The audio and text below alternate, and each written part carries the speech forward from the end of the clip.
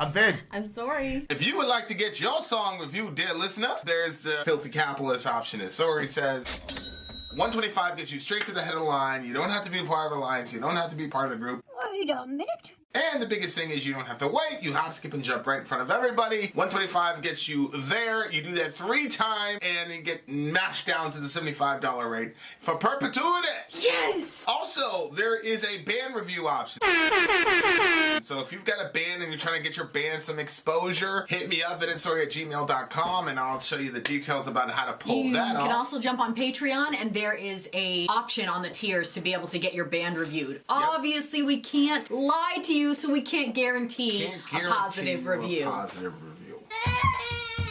Get what you get. It's just rubbish. Rubbish. Rubbish. That's British for garbage. My favorite is the community option. $1 at the gate gets you in at Patreon. You get to join an alliance. The alliance joins their points together, and that helps determine what songs that we do. The alliances hang out on Discord. Message me on Patreon to get the link. And they do all kinds of other cool things. They do Minecraft, Dungeons and Dragons. Yeah. It's really a community within the community. Anybody can go in the village, facebook.com/Vin and Sori. There's 160,000+ people on the channel.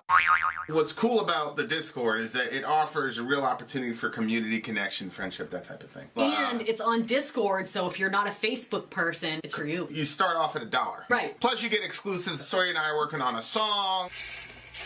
So the first 15 seconds of that was on Patreon. Also, at $15 tier and above, when we actually debut the video, they're going to be there live with us. There you are, dear listener. Buy our merch. Buy our merch, indeed, a child shall lead them. To buy our merch. Yes, dear listener, yes, dear listener, yes, dear listener. Today is a very special day. It's a birthday.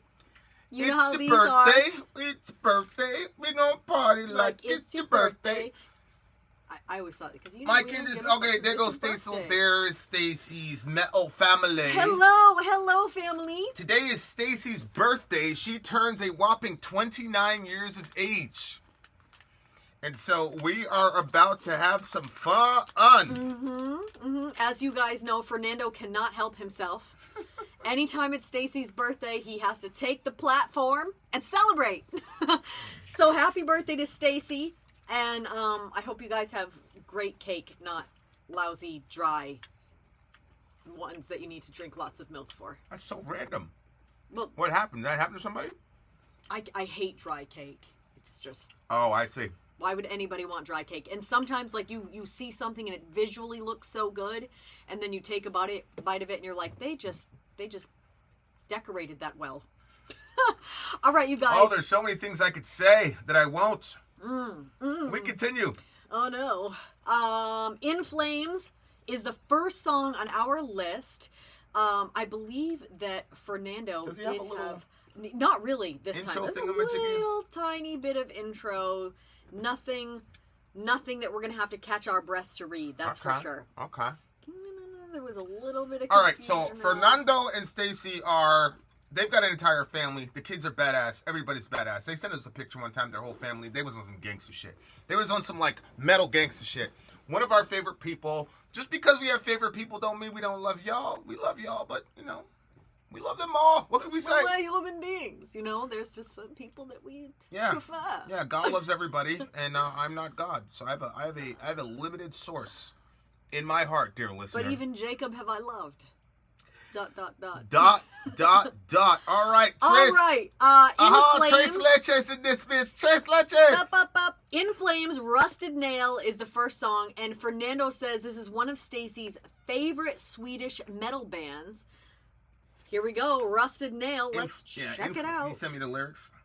In Flames. I already sent it to you. I love them. I already sent the lyrics, unless I sent them to Dorian. Where do we go? No, I did. I sent them to you. There they are. Where is the actual... Stop. Right there. Rusted Nail. I was like, you better not have not downloaded. All right. So here we go. Do the 10-minute mark. 10-minute mark on the thingy. All right, here we go. Song number 1, In Flames, Rusted Nail. Let's go.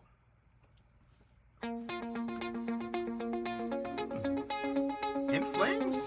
Doing techno? Okay. Let's have...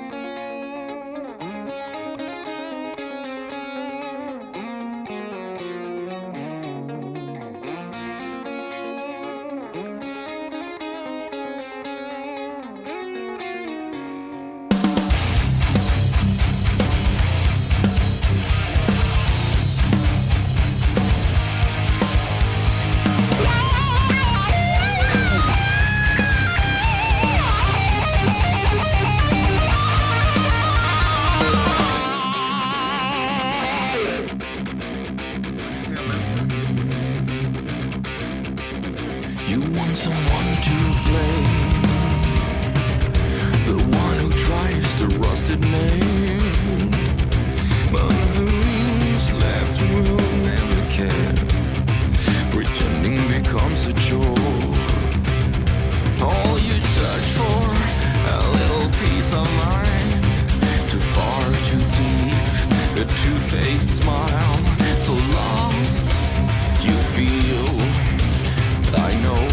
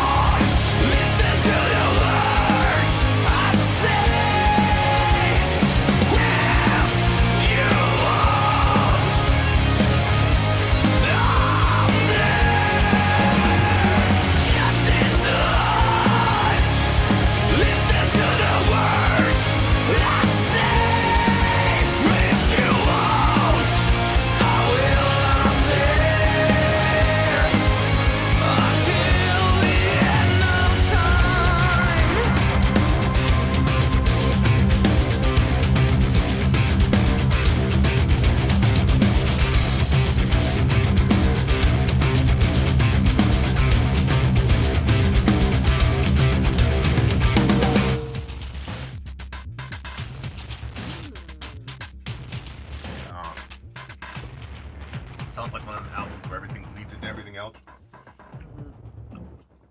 Could be. Could be. That was In Flames, Rusted Nail. Rusted Nail. Shout out to the tetanus shots. That was an interesting song. How so? Looks like there's some communicate. I know that I think they had a bandmate that they had to, I think he was an alcoholic or something. They had to kick him out the band or something like that. Yeah, okay. Or like he didn't want to play anymore or something like that. But you know, these guys when they're in bands, they're all friends. You know, like they're, they're brothers basically. You know, so it's Oh, you think it's about that? Well, it looks like some sort of broken relationship or Yeah. a relationship that's in the process of breaking. Oh, that's interesting. Okay, keep going. You want someone to blame, you know, so whatever it's interesting with people who can't be happy when they, you know, they have their, it's like you have everything you want. Like, if I'm right, it's a guy in the band. It's like, well, why aren't you happy? Now you're miserable. And you know, you get to the point where it's like, if you're always unhappy, at what point do you like look inward and say, you know, like, what's wrong with you? That's a discussion like I have a lot in myself. Like, it's a weird conversation because I never really finished the conversation because I don't really know where to go with that kind of a situation. But it's weird because, you know, I get it, man. When you're in a band, I'm assuming it's like being on any team of things where like you have a lifelong dream and you accomplish it. And you never imagine that there's going to be a challenge or difficulty. And you can never imagine being separated from that person. Like, obviously, this can also be used in any sort of relationship. Mm-hmm. I'm assuming you thought it was like a boyfriend, girlfriend, wife, husband type thing. I thought it could be used either way. I thought either relationship, like, you know, romantic relationship, or also it could be a friend relationship. Yeah. And I think Europeans are actually better with male-on-male friendships than Americans are. I always used to joke, like, now it's very popular to say no diddy, you know, after you say something. But really, like, where we were from, if somebody got jumped, somebody got hurt, and you saw them for the first time, like, oh, man, I'm so glad to see you. And then you say no homo, but, you know, Yeah, I'm glad to see you. And it's like, in order to, like, have that moment of, like, male affection, we just had to let everybody know, like, we're straight, you know, that type of thing. Whereas Europeans don't seem to have that kind of a conflict, so you can write songs like this about your friend and nobody will look at you funny in the band, I guess, you know?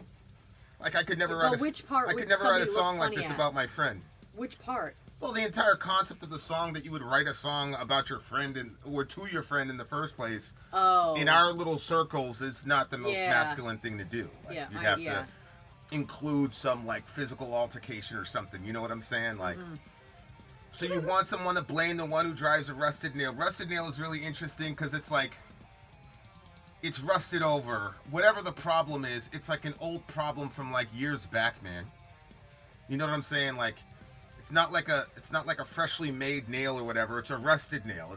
It's a nail that's been weathered. It's been watered a bunch of times. You know, that process doesn't happen like immediately, like overnight.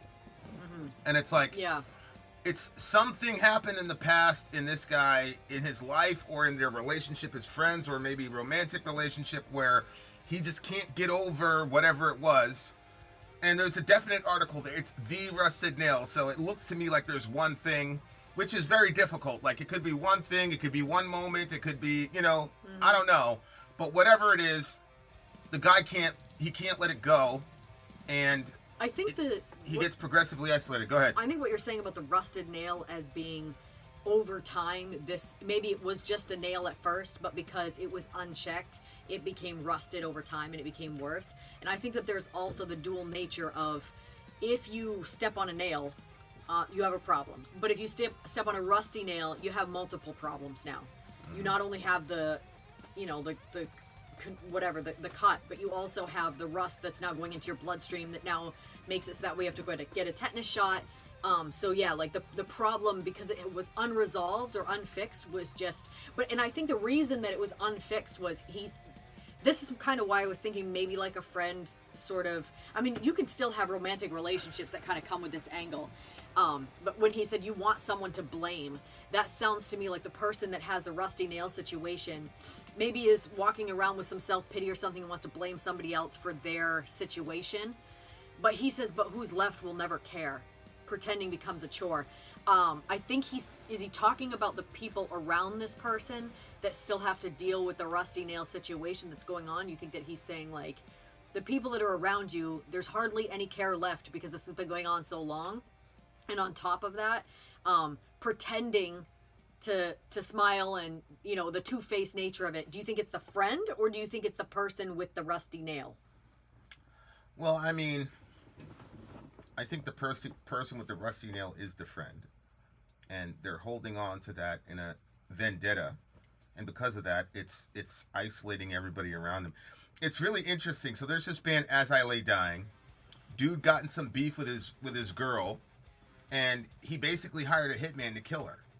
And they found out it was a sting operation. He goes to jail, blah, blah, blah, blah, blah. They were a Christian band at first, and then, you know, they spun out, obviously. Right. He comes back to God in prison. He comes out, starts making music. And his bandmates, they were really interesting. They were like, yeah. It was one of these things where it's like, yeah, we're glad to have him back, but it's kind of like a probationary thing because the dude, I mean, and when you talk about sociopathy, you know, it's... You know, that's a real thing. Like, your friend who, like, is mean to people isn't necessarily a sociopath. But this dude appeared to me like a real live... You know what I'm saying? He looked like a real sociopath.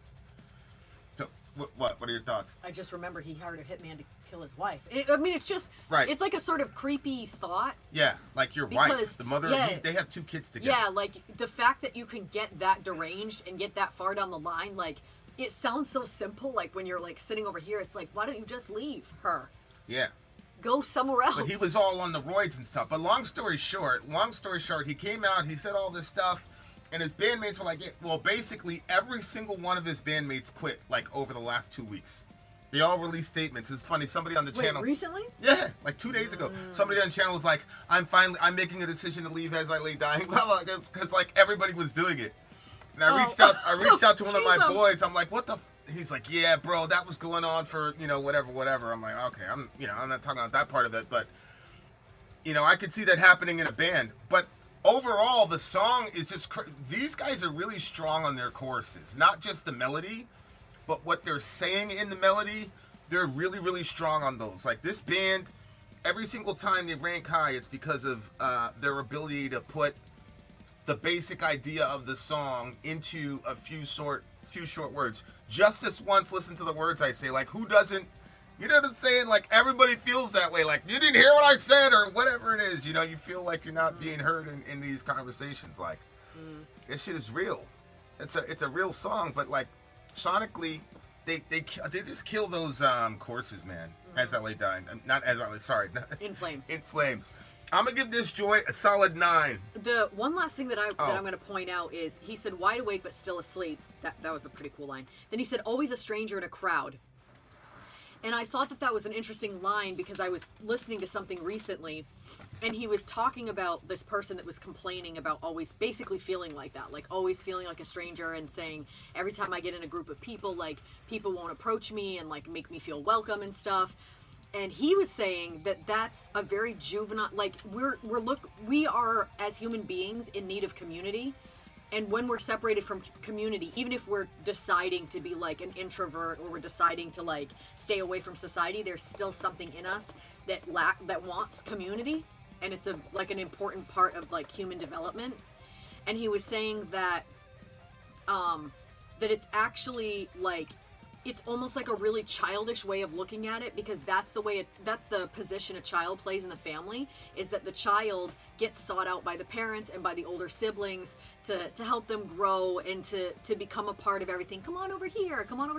And how like you can become an adult and still have this childish mindset where you want like everybody to be like a big giant family around you and call you out of your whatever, when what we're supposed to do is be proactive in a group to become a part of it and actually find ways to be able to give into the group instead of coming into a group and expecting everybody to take us up and care for us like we're like a child of their family.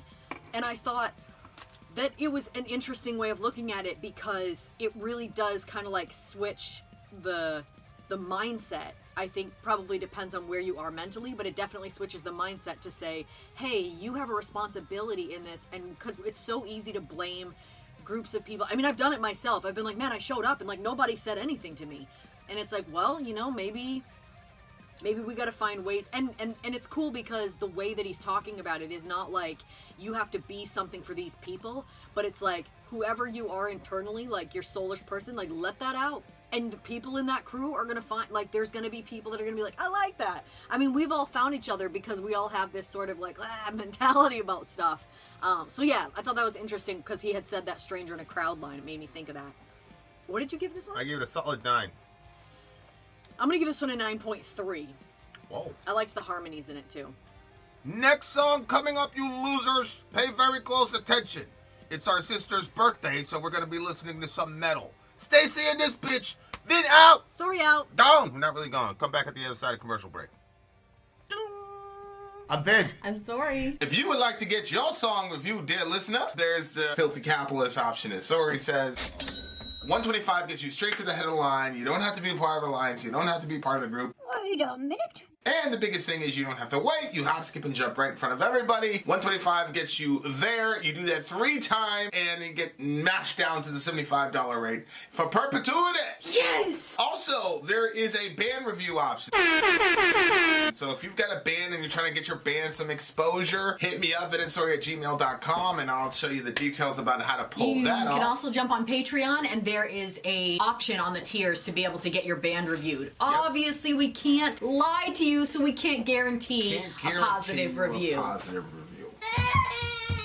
Get what you get. It's just rubbish. Rubbish. Rubbish. That's British for garbage. My favorite is a community option. $1 at the gate gets you in at Patreon. You get to join an alliance. The alliance joins their points together, and that helps determine what songs that we do.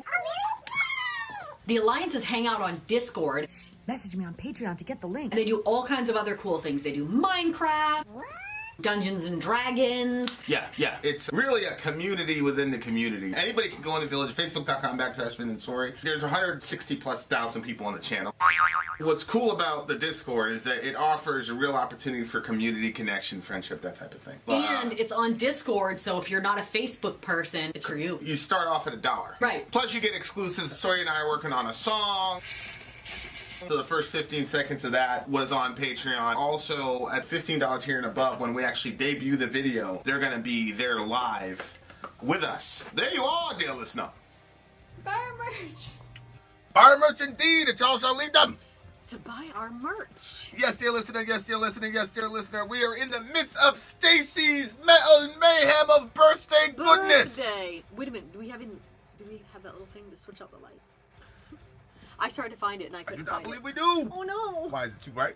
No, I was gonna just like throw a birthday. You're trying to make it flashy. I was trying to make it a little bit more fun. Well, we don't have any lights, but we have metal.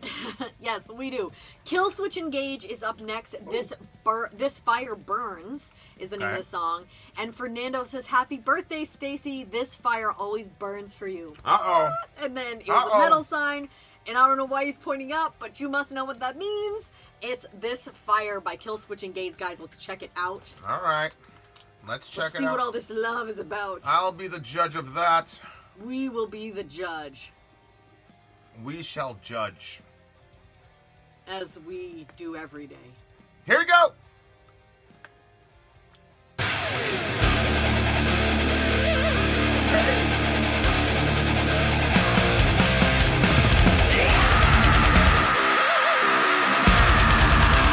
there a wrestler that comes out to this?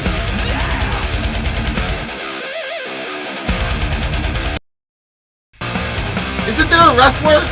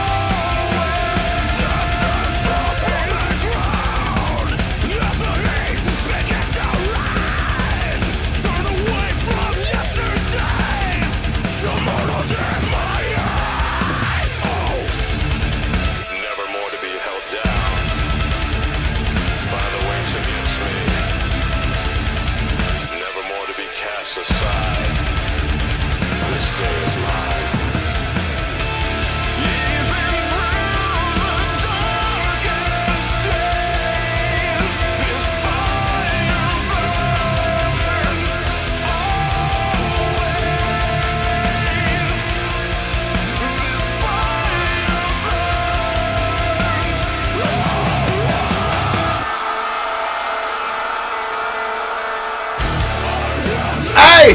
Hey! Hey!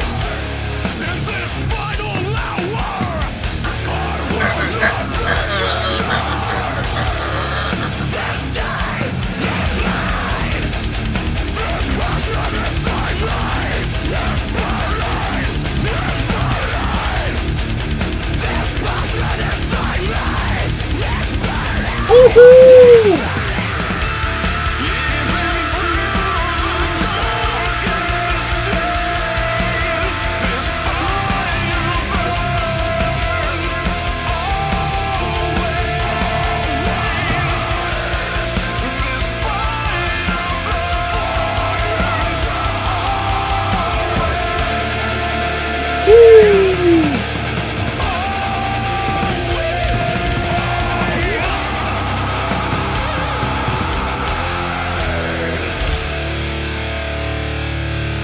Whoa! Whoa! What's the name of this song?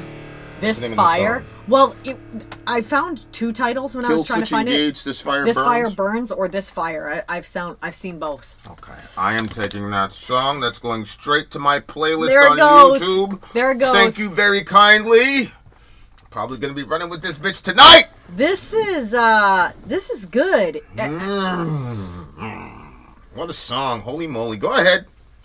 I think the concept of love is an interesting one because That's the freaking wrestler. There's this guy named CM Punk. I'm pretty sure he came out to this song. Oh, really? He's not like a real wrestler. He's like WWF, like the Oh, Vince okay. McMahon shit. He's not like a UFC guy, but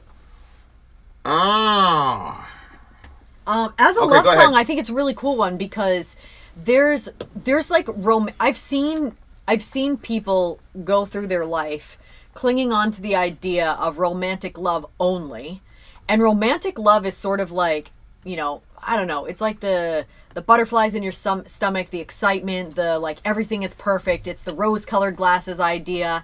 But then I think that there's like this sort of love where it's like it's the understanding that I think love is pain. Like there is love, because love is within time, but yet it's also eternal. It makes it so that way you're sort of stuck in between like this divine sort of like outside of us thing, but at the same time we're all human beings and we're fallen. So there's a way that like love will burn in like in its passion, but also it can be difficult. But I think that is ultimately at the end of the day what love really is love can look at another human being intimately and know their flaws and know the things that are wrong with them, the things that bug them or whatever, and still be like, yeah, but I ride with this person, you know? And I kind of think that this song was like putting that out there because it was talking about even through the darkest days, this fire burns always. So it's this understanding that even like, I think that there's like a sort of steady love, and I do think that there are people that are sort of blessed with this love where it's like there's, even in the really hard and dark days, there's still like a fire to the love that they feel for the other person, even when it's, you know, difficult. So apparently you two have it. I thought Vinny and I were the only ones, but I guess other people are allowed to have it as well. yeah, it's one of those things though where it's like, it's the ultimate, like, you better be careful about what you ask for, because it doesn't always end up like Stacy and them. See what I'm saying? Like the shit, like you could set everybody and everything on fire around you and burn it to the ground. You know what I mean? And so it's like, I was listening to the song. I was like, holy hell. Because for me, you know, I think I said this in another video yesterday or something like that. But like the word love in the English language to me is like such a terrible, and it's not the concept, but it's the fact that I can say I love hot dogs and I love my wife in the same sentence. You know what I'm saying? And it's like, you love hot dogs, you love your wife. Like, there ought to be a separate kind of word. But, you know, whatever you are on that spectrum, you know, we watch movies, and I remember watching Romeo and Juliet. And I just remember, you know, I was a kid. I wasn't really interested in girls at the time. But it was the first time, you know, Leonardo DiCaprio, I thought like he was close to my age when I was a kid, but he just looked really young. And the way they did the wardrobe was so weird because it was like a 90s type of thing, but like he was dressed up like some kind of warrior. It was weird. But like... What was the name of it? It was Romeo and Juliet, but it's like a retold version. It's with the girl from... remember that girl? She was in the agency. She was running around trying to stop the guys or whatever, but she was crazy. Girl? Yeah, so it was her... And it was Leonardo DiCaprio. And there was just like one scene where like he had her hand and, you know, he had her face like this, you know, and he was saying something to her and he was like the only context I had for that kind of a look in somebody's eyes was when I was in trouble or whatever, you know, because nothing had really happened yet, you know, because I was, you know, still a kid. This before everything went down, but I remember sitting back and being like, he's not mad at her, and she's not scared of him. And I was so weirded out by it because I'm like, if you switch that scene and you put a dude in there, and he's not holding the face, but he's holding a jacket with that same intensity. Mm-hmm. Oh, wow. That's an armed conflict. But I don't know what the hell is going on with these two. Like, I didn't get it. And so that was the first time I was like, I wonder what that feels like, because I know what B feels like. I know what, you know what I'm saying? But that was the first time when the whole concept of like emotional, like romantic, Claire Danes, that's her name, Claire Danes. That was the first time when I was like, you know, the concept of passion. And then, you know, I researched what the term passion meant, and I was like, oh, all right, I don't want that, but. Like, I mean, it's just another word of suffering. It just means to suffer. So, when you talk about loving somebody passionately, it means that you love them until it hurts. That was kind of the idea in Old English. So, yeah, that was one of the things that really, really stuck with me was that little clip. And I remember being so confused about it. And then I remember the first time that a girl, like, really, really had my heart. But, like, I couldn't like express like exactly what I wanted to say to Shorty, and so it was just, you know, we had this kind of intense moment, and then like that's when it was like, oh, that's what that is, you know what I'm saying? Because like it was like years later, like, you know, before I ever had even a situation like that, and when I caught myself doing it, like I was like, and like I think 3 months later, me and Shorty were done after that. So, you know, it was interesting. It was a very, very interesting that space, like that space that I was in.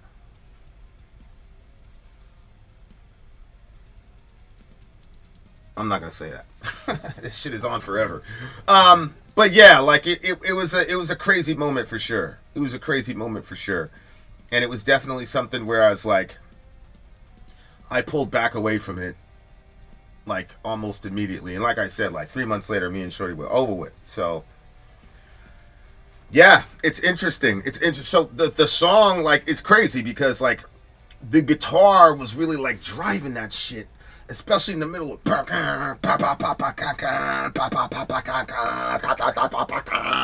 know what I'm saying? Like it's that simple riffage, man. It's simple. It's not very complicated. You could literally do that entire song with 2 fingers, okay, and 1 finger if your dexterity is not that good. But it doesn't have to be all complicated all the time, man. Like, and I like the fact that it was short too, because it was like punch in the face, inspiring, you know, lyrics. Like the day is mine and all that. You know, go crush the day. All the hustle bros. I'm gonna wake up at 4:30 before everybody else. Like, I can definitely imagine putting that shit in your earpiece and doing whatever y'all 4:30 people do at 4:30. Yeah, lyrically it was really dense, even in the darkest days, man. And you know, sometimes when you're in a really, really dark day, like, having that intense, like, Romeo and Juliet moment is not even healthy, you know? So sometimes it's like people want to stay on the ride until they feel the fire again, and they think, oh, those are the best times in a relationship. But sometimes, like, turning down the temperature, like when some shit is going down or whatever, if the guy's, like, making stressed out, the girl's making stressed out, sometimes, like, all that energy is too much, you know? So you need the little simmering, smoldering fire, you know what I'm saying, that kind of like, okay, we're going to cool down the house now, right? Or we're going to warm up the house. Outside world's been really, really cold. Here's some nice little controllable fire, you know what I'm saying? So you could just warm yourself and read a book and shit. You know what I'm saying? And there's other times you got to clear cut the place, man. You know what I mean? So relationships are, I don't want people to think that if you don't have this fire thing 24/7 that it's bad, or that there's something wrong with your relationship, or the other forms of love and the other forms of passion are not valid. All those things, like, work together in a specific kind of algorithm based on the relationship you have with the person, and that's kind of the fun in figuring out another person. Like, do they need a fireplace or do they need a forest fire? Right? Like, it depends. Right? So, yeah, really good relationship song. Obviously, you know, this relates to God a lot for me. But yeah, interesting stuff. This song's a 10 for me. I think this is the first 10 I've given out in about 2 or 3 months. But this is a no doubter 10 for me. It's going into my thingamajiggy, and I already know half of this song, but I will listen to it and finish it out because I really, really like this song. What did you give it? 9.7 for me. There you go. Hey, wait a second. Stacy and the rest of y'all, how do you rate this song? And does this song make you think of each other, an ex, or God? Yeah, what do you guys rate this song? Kristen says, sometimes the simplest sounding metal is the best sounding metal. It's true. It's true. One of the best guitarists I know of. Like, I know for a fact, like, dude is cold as hell. Like, he can shred like crazy. Like, dude can shred without a guitar strap on. Like, I've seen dude just make shit up just for fun. And I'm like, oh my God, like, if you played that outside, he's like, I don't even remember how I did that. I was like, man.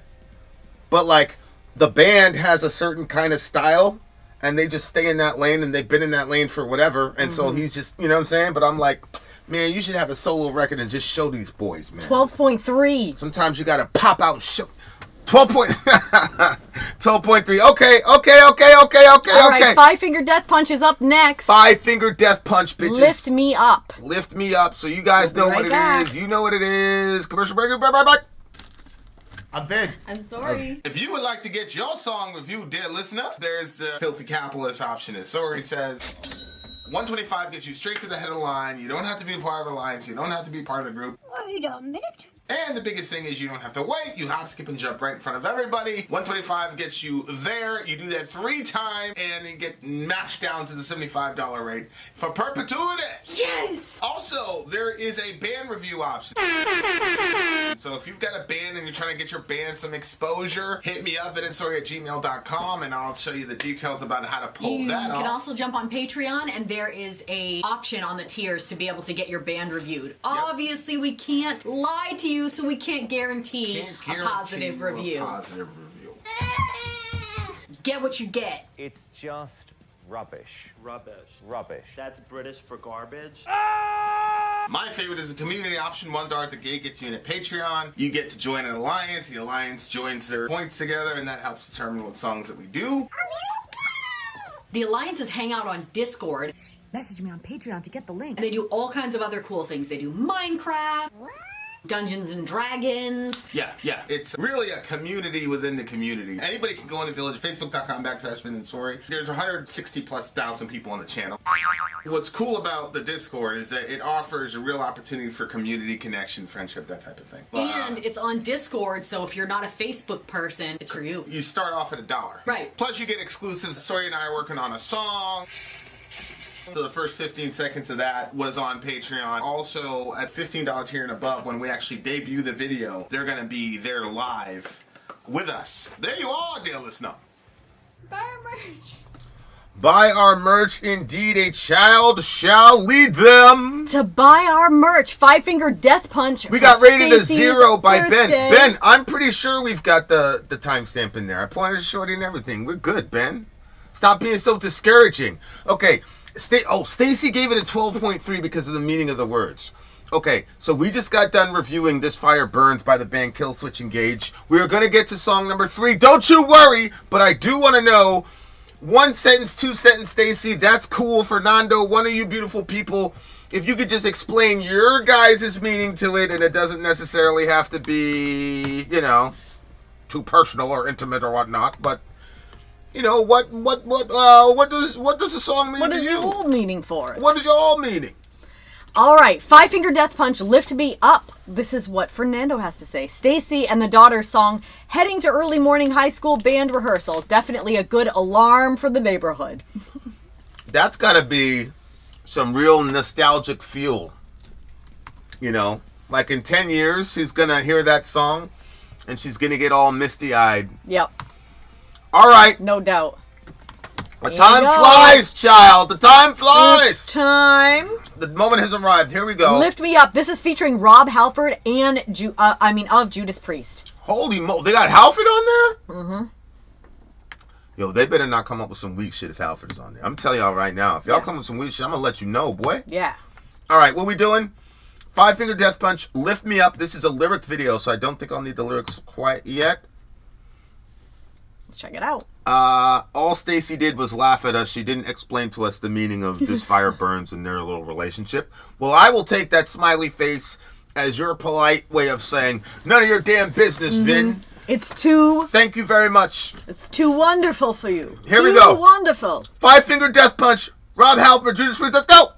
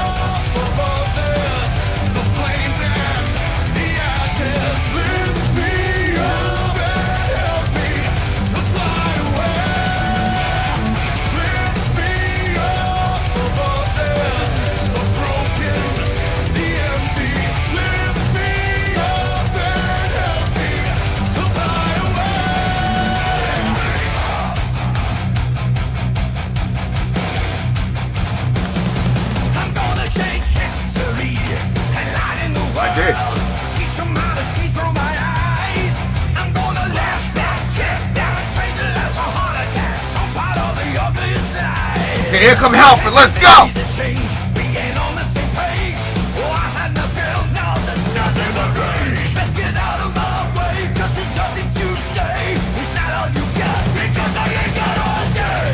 Nothing to say, boy.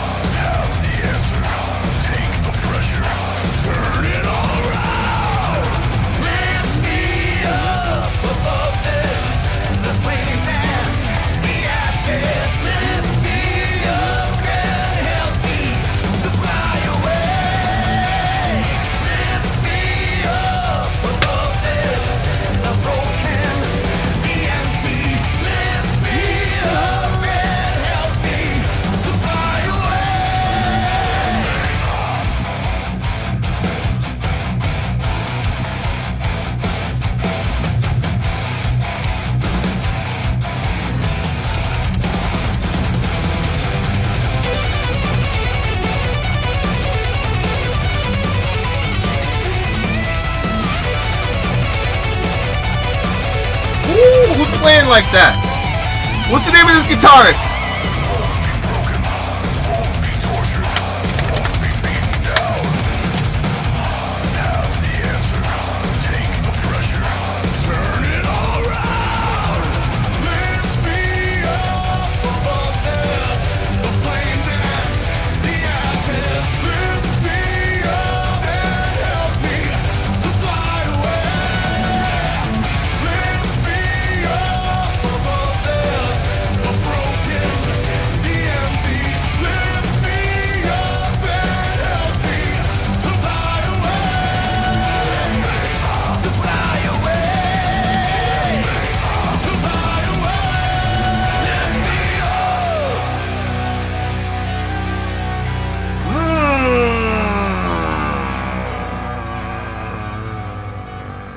Song as hard as yep, and it was chunky. That was a hard song. It was really interesting. We went to, before the pandemic, one of our shticks was we would just go to shows. We would, the band's publicist or whatever would say, "Hey, we're coming through," blah blah blah. We would get press passes and take pictures, all that good jazz. And I remember one of the shows we went to was. It wasn't a Five Finger Death Punch. It was like a 3-day festival, metal festival in Maine somewhere, and they had like a million bands there. But Five Finger Death Punch was closing out night one, and then what's the name of that band? I'm not the one who's so far away. Godsmack.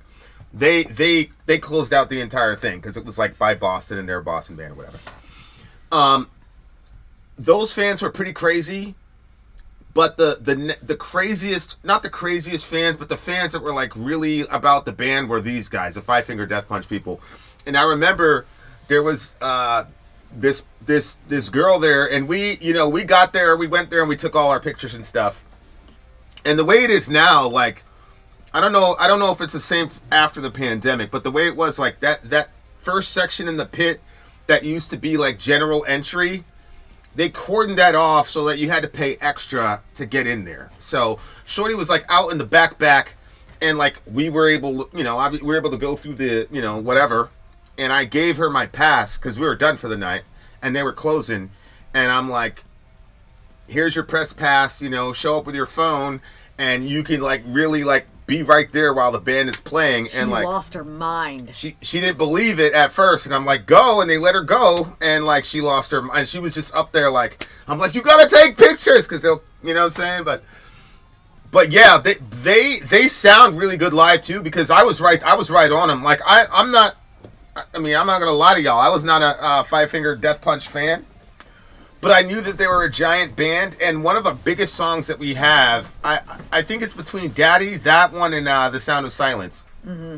Those were the biggest songs we've ever had, and that because the dude is ex-military, the lead singer is ex-military and stuff. He got deployed to pretty sure Iraq around 8-9, which so yeah, that fan was insane. But it was cool to make her day and stuff. And the band, it was interesting because when they came on stage, because right before that was your band. I forgot the name of the band with the girl, and she had the Beyonce girls with her and shit. Not In Flames. No, it's, In This Moment. In This Moment. Yeah. In This Moment was on, and she did a really artsy set. It was very, very artsy. You could tell it was very, I was cool with it. It's fine. But it was just a very artsy set. They were, and we didn't know *Handmaid's Tale* at the time. Now we know, they all came out. Right, yeah. They all came out in *Handmaid's Tale* and stuff. Yeah. So it was kind of a dark kind of. It definitely had a good vibe to it, though. Yeah. A real togetherness with all the women.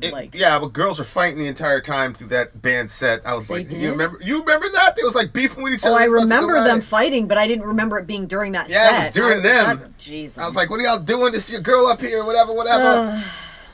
Too much white on white crime, dear listener. And so I'm not saying they had bad energy. I'm not saying that In This Moment had bad energy. It was just they came out in *Handmaid's Tale* and shit like that. They were trying to make a statement. We didn't understand, but they definitely did a great job of pulling in whatever dark energy was out in the ether and turning it into something productive. But when Five Finger Death Punch got on the stage after them, they just brought like a whole different kind of energy. And again, I'm not dissing one band for the other. I'm just saying the energy that they brought was like overall positive. And they were not singing about like, not everything was cool in the songs that they were singing about, but there was a theme of like, we're not going to give up. We're not going to quit. You know, it was kind of a community feel. Their fans seem to be...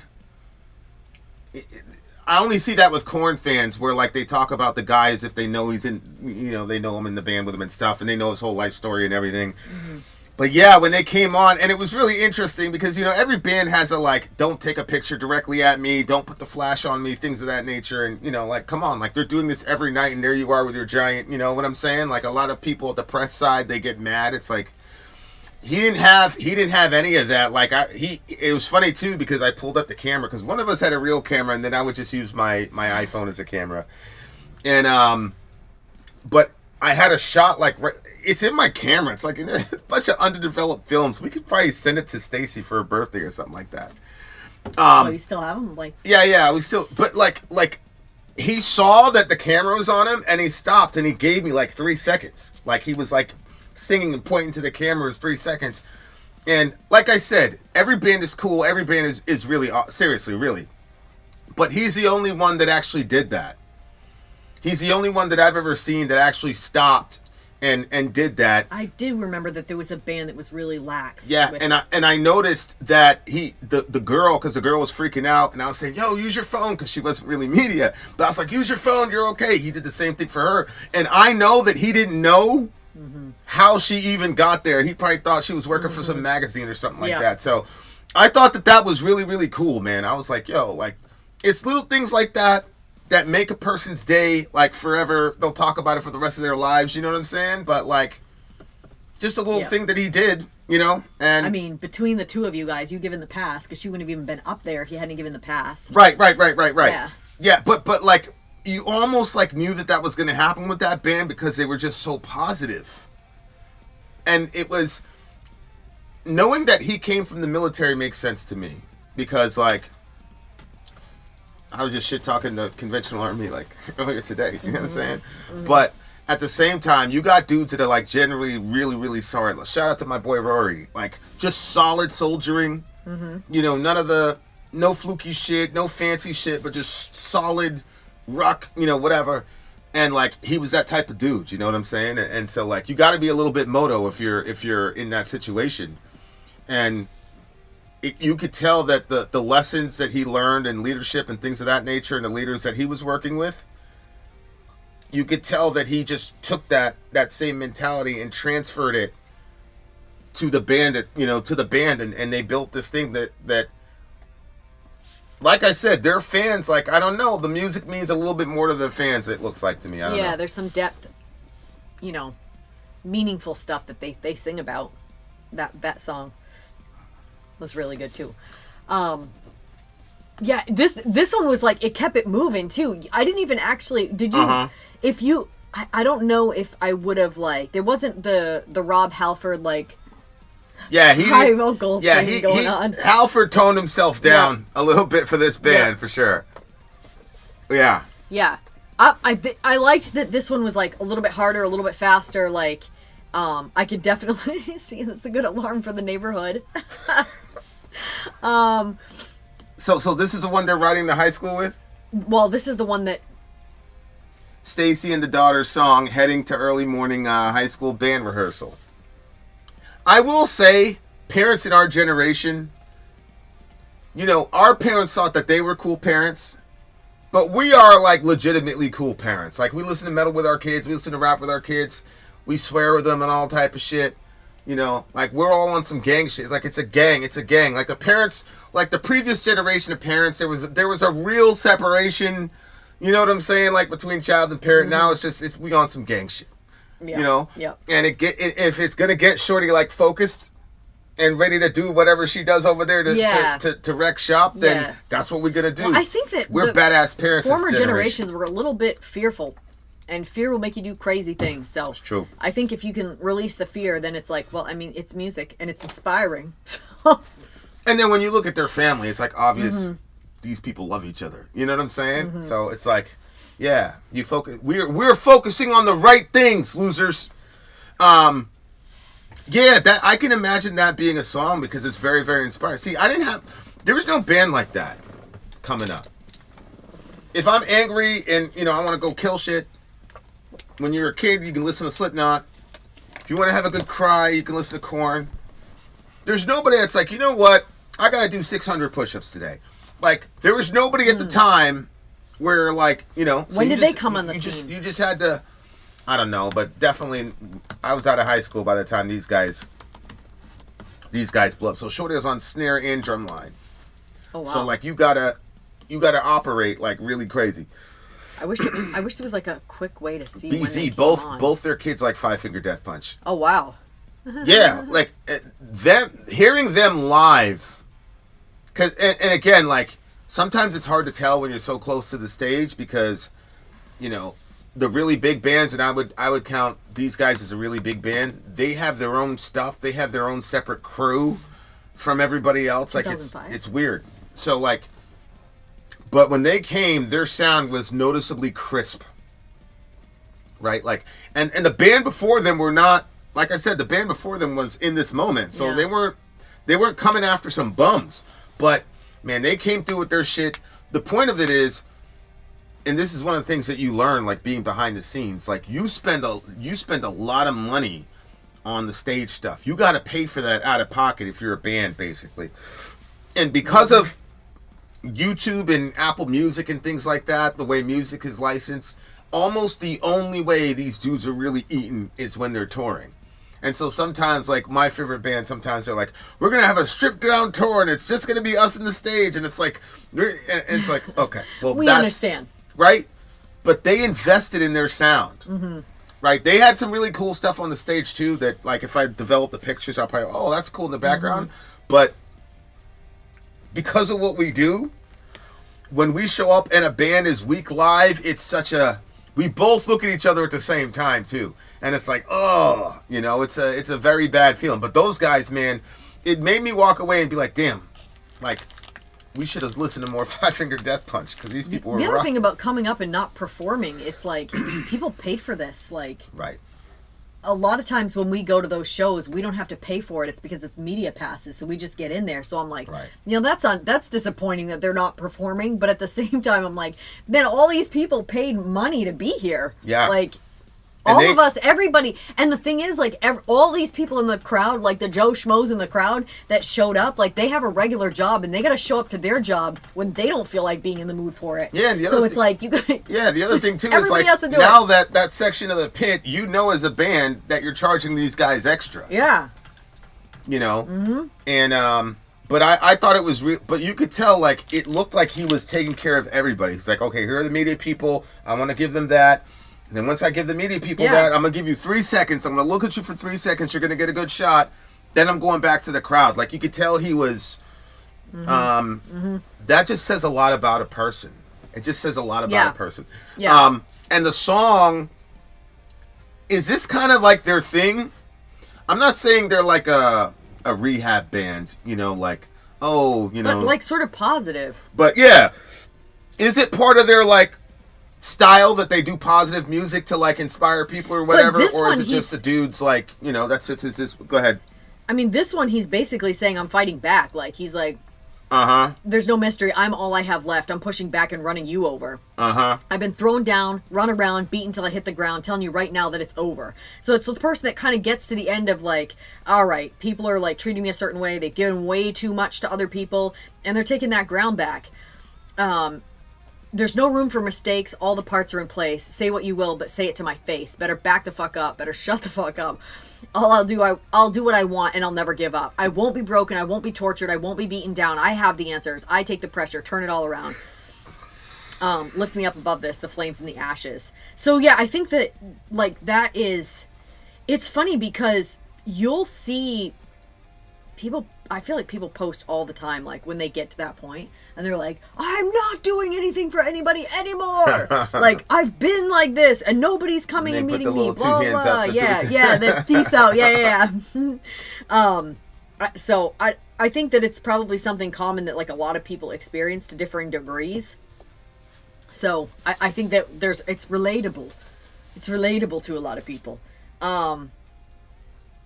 I do think it's important to draw the line before you get to the point where you're like, you better back the fuck up, shut the fuck up. Like, before you get to that point, like, recognize that you're getting like, you know what? This is agitating me. This is too much. Like, try to draw lines before you get to the blow up point. But, you know, if that's the only way you can do it, I'll be draw your lines. I'll be doing that when I get the muscle fail. I used to be like, come on, motherfucker, blah, blah, blah, blah, blah, blah. And finally somebody said, well, don't you think that your body could use the oxygen?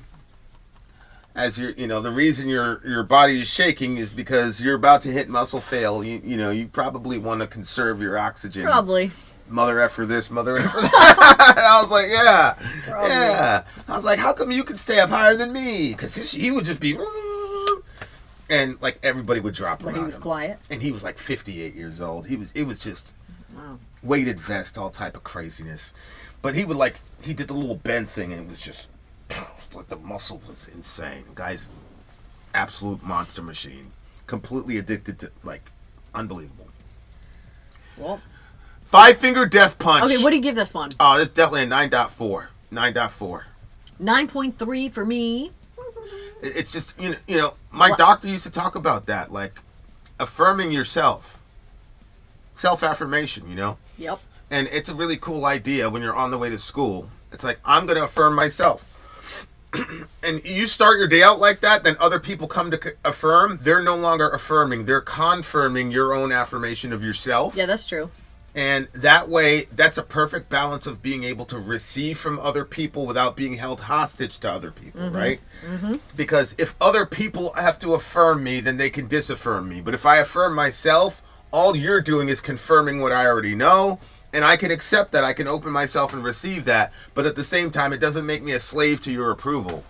I think it's just a smart way to start your day. And when you're a good parent, I don't know if you necessarily make those calculations, but that ends up being a really cool lesson that you can teach your kids and all that jazz. It's really good stuff. Really good stuff. Black Label Society is up next, you guys. We'll be right back. Black Label Society. Yo, there's a dude that I think used to play in Black Label Society, and then he's in another band, and I forgot the name of the band, and I've been looking for it literally for like 2 months. I know this looks gross, because it had the heaviest section I've ever heard in my life, and for the life of me, I can't remember it. I peeled the outside of this grape and also pulled the seeds out from the inside. It makes it taste very good. Interesting. It doesn't look as good. Do you want it? No way. Not after that description. It doesn't look good, but it tastes very good because you peeled it. We shall see you beautiful people on the other side of the break. We'll be right back. I'm Vin. I'm sorry. If you would like to get your song reviewed, dear listener, there's the Filthy Capitalist option. As Sori says, 125 gets you straight to the head of the line. You don't have to be a part of the alliance. You don't have to be part of the group. Wait a minute. And the biggest thing is you don't have to wait. You hop, skip, and jump right in front of everybody. 125 gets you there. You do that 3 times, and you get mashed down to the $75 rate for perpetuity. Yes! Also, there is a band review option. So if you've got a band and you're trying to get your band some exposure, hit me up at insori@gmail.com, and I'll show you the details about how to pull that off. You can also jump on Patreon, and there is a option on the tiers to be able to get your band reviewed. Obviously, we can't lie to you, so we can't guarantee a positive review. Get what you get. It's just rubbish. Rubbish. That's British for garbage. My favorite is a community option. $1 at the gate gets you in at Patreon. You get to join an alliance. The alliance joins their points together, and that helps determine what songs that we do. The alliances hang out on Discord. Message me on Patreon to get the link. And they do all kinds of other cool things. They do Minecraft, Dungeons and Dragons. Yeah. It's really a community within the community. Anybody can go in the village, facebook.com/Vin and Sori. There's 160,000+ people on the channel. What's cool about the Discord is that it offers a real opportunity for community connection, friendship, that type of thing. And it's on Discord, so if you're not a Facebook person, it's for you. You start off at $1. Right. Plus you get exclusives. Sori and I are working on a song. So the first 15 seconds of that was on Patreon. Also, at $15 tier and above, when we actually debut the video, they're going to be there live with us. There you are, dear listener. Buy our merch. Buy our merch, indeed. It's also link them. To buy our merch. Yes, dear listener. Yes, dear listener. Yes, dear listener. Continue. Black Label Society is up next on the Stacies birthday stream. This song This is what Fernando has to say. He says, Black Label Society Messiah. Oh, Suicide Messiah. Oh my gosh. First band Stacy and me saw live together. When Zach Wild starts playing the opening riff, the place goes nuts. All right, I'm going to send you those lyrics. I got them. I actually, from filleting that grape, my fingers are all sticky and now my keyboard's getting sticky and I don't like being sticky. Well, pour some water. Tell the people what's up. Tell them what's up. You got the timestamp? I'm about to get it. Okay. But I don't want to rush too much and accidentally dump this water on my keyboard. This is from the Mafia album, dear listener. The Mafia album. Ooh. All right, what is the timestamp? Hunter Lewis in this bitch. 1:10:55. All right, guys. 1:10:55. But aside from that, the next song is going to be Black Label Society, Suicide Messiah. Let's do it.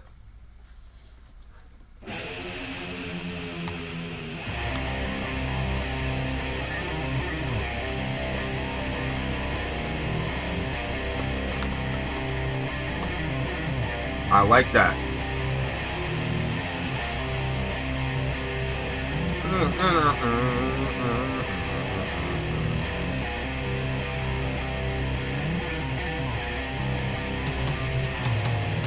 Ooh.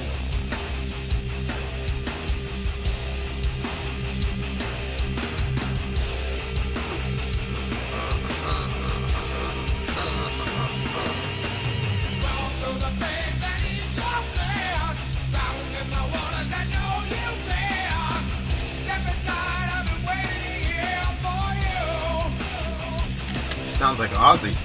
Is it Ozzy on the vocals? Yeah.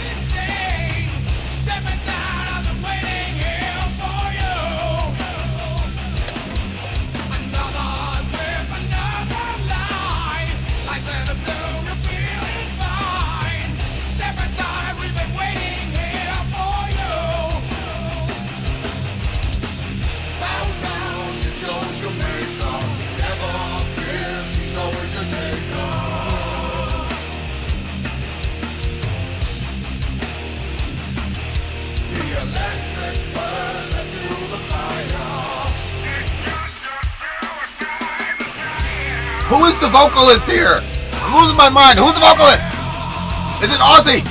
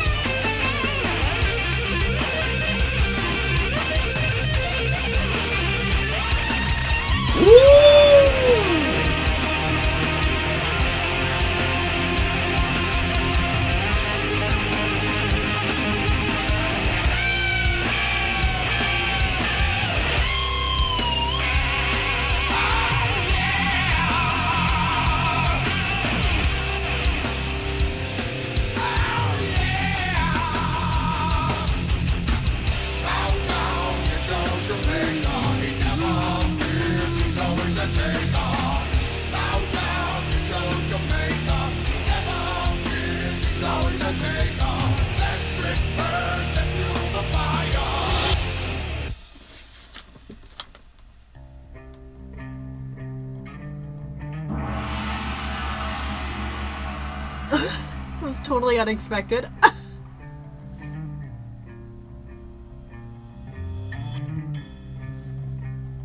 Like Tool.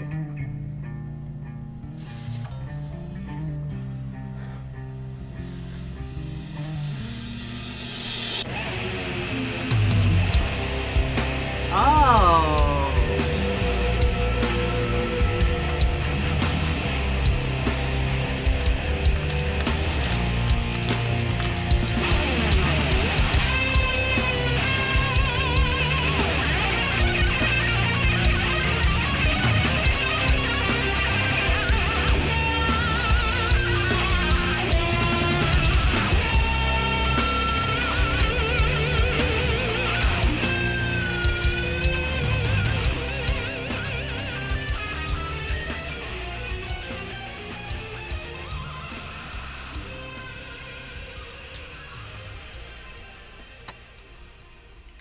This band, so that's Zakk Wylde. He was playing with Ozzy.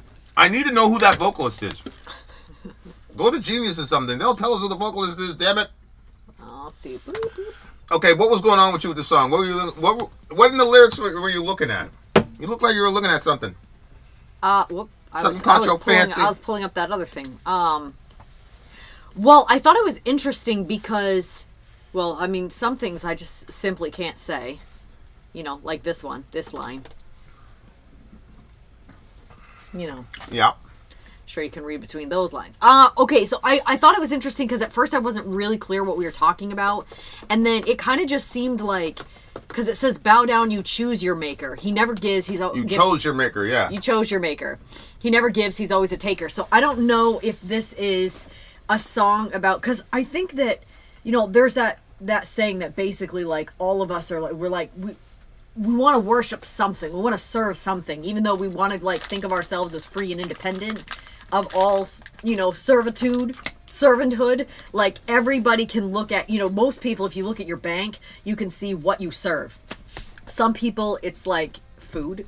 Some people, it's like that weekend. Some people, it's the drugs that get them through the week. Some people, it's the situations that they buy themselves into so that way they can experience the things they want.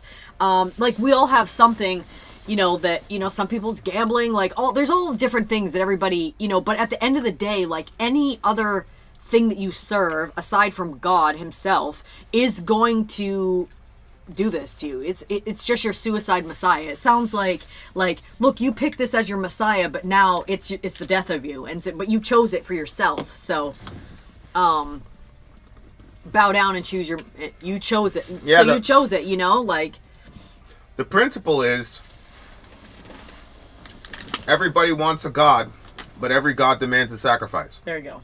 That's so much smoother than the way I just Everybody has a God, and every God demands a sacrifice. It's that simple. There's so many arguments that could be made off the way I just said it. And then you just but yeah, I mean, that's why you have little throwaway maxims. You told the actual details, but, like, we all have a God. Whatever you're channeling the majority of your money to, and why you're channeling that money there, that's a pretty good indicator of what your God is. Mm-hmm.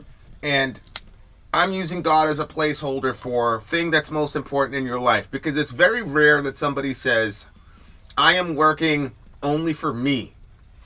You know, when I used to live in the corporate world, I used to say, okay, give me your why. Why are you here? I'm working for my family. I'm working for this. I'm working to get to college. I'm going to, you know. Mm-hmm.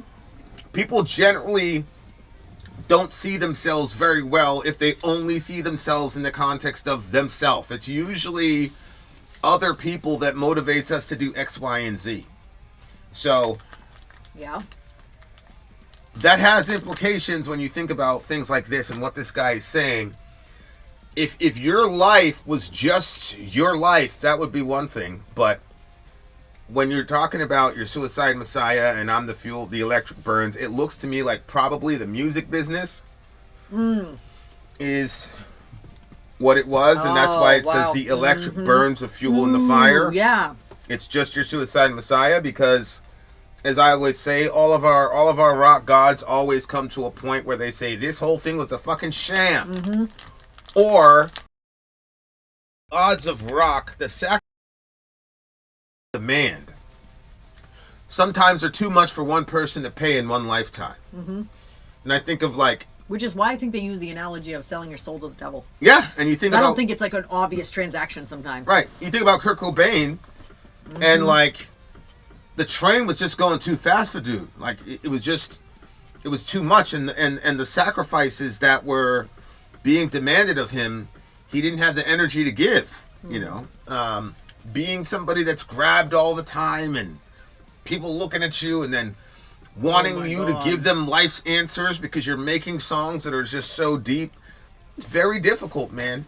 And I've never been in that situation. I've been in that situation in miniature, and you're like, man, I want to get out of here. There's a lot of times, especially like if you're in Christian ministry and you're really starting to like come of age as a man or whatever. It's weird, like that thing, like the concept of being in ministry and doing the thing itself is the God, not the actual people, but the concept that you're doing this thing because you've wanted it for so long and all the rest of it. So it's the human heart, man, is crazy. Like, we're going to find a way. We're going to find a way to find a God. We're going to find a way to worship him. I mean, him, her, whatever. We're going to find a way. And I think, like, obviously on a larger philosophical level, you could say Christianity appeals to you, one, because it's a culturally adjacent religion. But the other thing is to say you believe in this stuff because you want to believe in this stuff, and there's something about your personality that chose that kind of God so that you could treat people a certain way. Now that's a very like interesting syllogism and steps of thought, which if you articulate it out, people can be like, that's ridiculous. Nobody makes religious decisions that way. But it is interesting, like, when you read your Bible and you see what Jesus looks like, and then you read your Christian friend and you're like, yo, you look nothing like this dude. Like, you know what I'm saying? Yep. Like, you look nothing like this guy. And you can tell pretty quickly, and you're like, hey, you're supposed to turn the other cheek or whatever. And they say, but the Constitution... It's like, okay, so the Constitution is your God. And look, Constitution's a very, very powerful God. I'm not mad at it. But yeah, that's kind of what I was looking at. You know, it kind of like, as I was going through the song, I was like, okay, like this is the clear sort of understanding that a lot of people say things like, well, why is God so petty that he wants worship? And I'm like, okay, anybody that asks that question has never gone to a rock show, right? Like, you are so in love with this band and what they do and how they can combine sounds and words and concepts and themes, and they can draw your own soul out of you through their music. Pictures in your head, and then they can communicate to you at a level that your own mother couldn't, because those guitar notes and that little sequence is doing something to you you can't explain. You're having a spiritual experience. You're in religious ecstasy, but you don't know it because we're not calling it XYZ thing. But that's actually all that's happening. And everybody, since most of us are pack animals, we're going to turn around and say, yo, I just had the craziest experience with this band. You have got to hear what they can do live. I've got a radio, I know, but it's a lot different when you meet the band live. I'm telling you. Well, I saw them on MTV. I am telling you, if you saw them... Well, what are you doing? You're evangelizing. You're saying, I got something you want, come over here. Your understandings of the thing are good, but they're incomplete. You have to go there live to check it out. And you know, that's kind of always been my philosophy on God, like. And it's also one of the reasons why I love the doctrine of the Trinity, which challenges my mind right to the edge. I love having dark concepts that I cannot figure out, because then I say to myself, okay, this is a God I would not make up. I would never make up a God that could not fit into my head, especially me. I could never make up a God that I could not explain in 4 seconds, right? And so there's a lot of time, like, shit, when I was in high school, I'd never make up a God that would say, don't look at a woman less than your heart. I would just not, I'd make up you can have 4 wives rule, and you can have as many as you want if you take them down in jihad. Those are the type of rules I would make. But it's cool because it's like, okay, if your God isn't challenging you and if he doesn't piss you off, then it's more likely that you're your own God, but you've disassociated one person from another, and you now believe that your voice becomes the voice of God. That's pretty weird, but it is what it is. But yeah, music is insane. The places that music can take you is just so crazy to me. Yeah. And the things that you can say are just insane. But yeah, I think the music industry itself, and like, it's weird, like, I don't talk about this a lot, but there's a lot of time I feel a real, like, affinity for the instrument. Like a genuine love for the guitar as if it was sentient. And it's such a weird feeling. But when you play, you almost have so much gratitude to this instrument for being so beautiful. The sounds that it's weird. But I've talked to other guitarists, and a couple of them have had, but they're all Christians though, so I don't know. Maybe become a Christian, you can talk to your guitar. I don't know what it is. But the concept that you chose your maker, I think is such a powerful statement, especially when you compare it to, you did not choose me, but I chose you and appointed you to give eternal life to those that, like, that's what Jesus says. You didn't choose me, I chose you. Mm-hmm. And so it's like, I'm looking at the song, and the song is saying, you chose your maker. And I'm like, yo, no, my maker chose me. Mm-hmm. That's crazy. And one of the ways I know that he chose me is because he has a bunch of rules that I don't like and would never follow and would never make up, and neither would none of my boys. I mean, good night. I got a God that's telling me if somebody smacks me in the face to turn the other way. Like, I don't like that. I don't like it. I don't agree with it. I'm not disposed to it. And I look at songs like this and I go, yo, I get this argument and it's so valid, but I know for a fact I didn't choose this guy. I promise you guys, I would have chose Muhammad, sallallahu alaihi wasallam. Muhammad is much closer to my, I mean, aside from the 6-year-old kid thing, Muhammad, you're on your own with that, my nigga. For real, for real. But as far as like the way that Muhammad conducted himself, he didn't just go kill everybody. There's a lot of people he forgave, but then there are other people like you, like off with their head. You know what I mean? And so it's like, I relate a lot closer to that than Jesus. Jesus is a constant frustration for me. Constantly. Because he's constantly saying, you can't say that, you can't do that, you have to apologize, I died for that person's sin, you can't hold that against them, da-da-da-da-da. And so I'm dealing with a God who's constantly haunting and harassing me, and I'm having conflicts with this person. Now, I could be completely insane and in the Matrix right now, in a mental hospital somewhere, and all of you guys are made up, which would make a lot of sense. You got this beautiful wife and this YouTube channel. Sure you do, guy.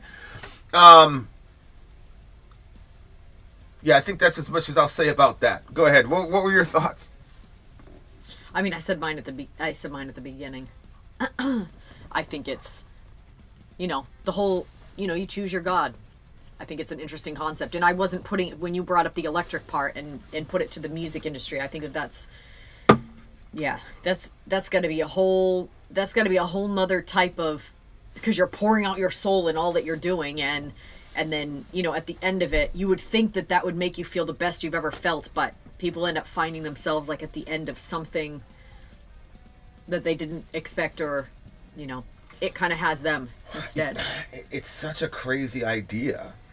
You're a suicide messiah. Mm-hmm. He gives, but he never gives, but he always takes.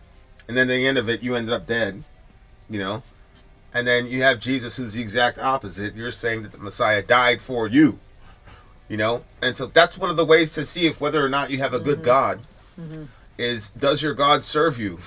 Because Jesus said that's what he does.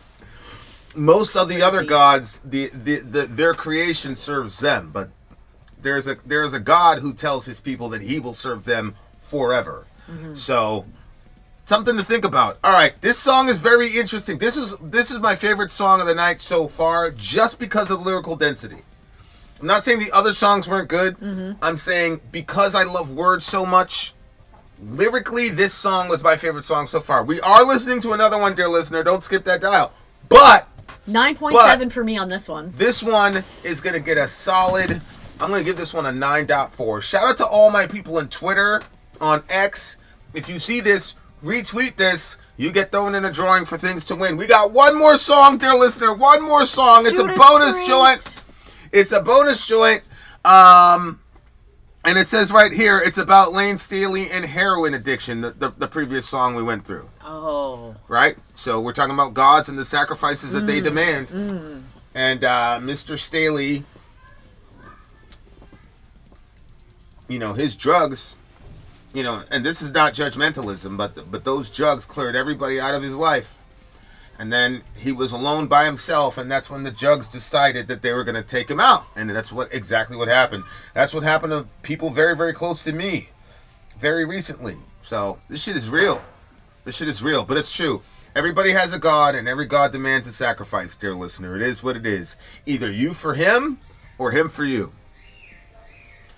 What I'll say as a Christian, obviously, is I'll say that all the other gods are you for him. And there's one God that's him for you.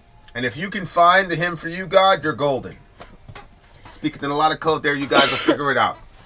All right. Judas Priest. Judas Priest. Blood Red Skies. Are you gonna go for a commercial or no commercial? This is like the you know, at the end. All right, 132. 132. All right. Also, what's the count?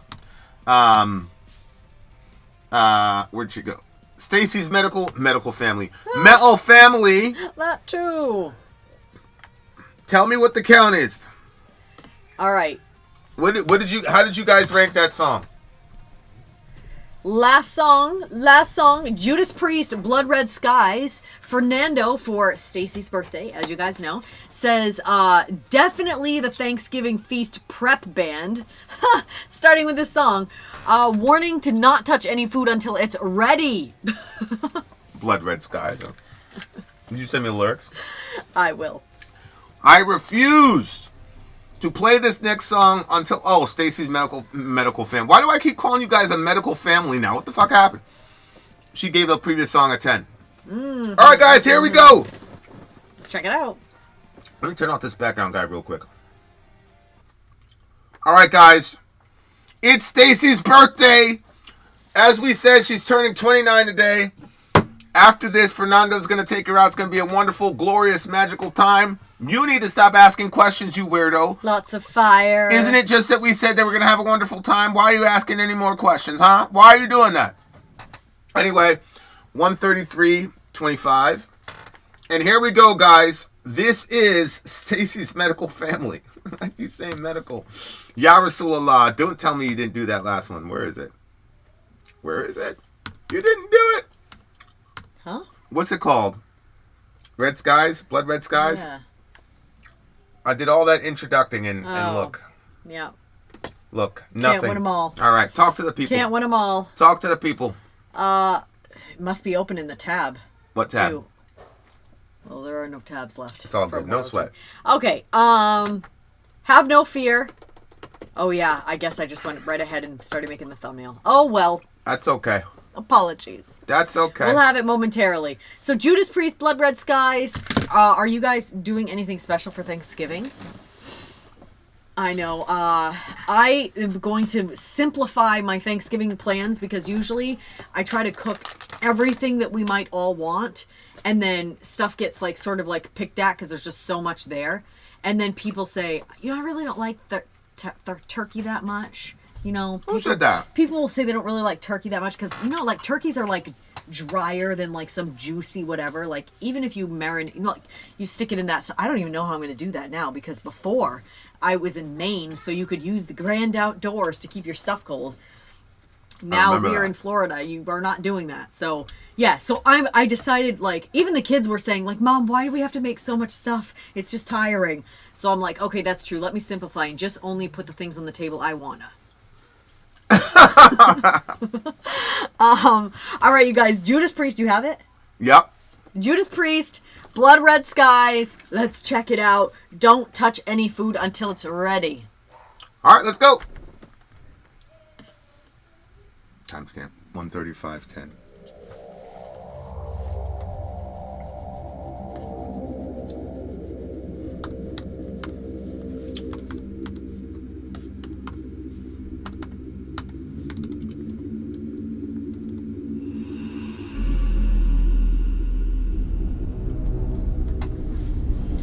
That doesn't sound nice. No.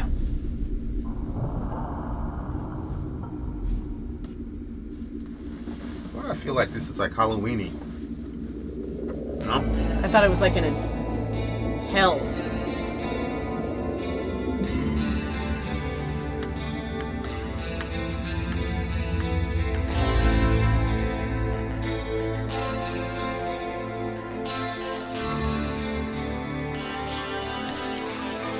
As the sun goes down, I move around, keeping to the shadows. Life hangs by a thread, and I've heard it said that I'll not see tomorrow. That's my destiny,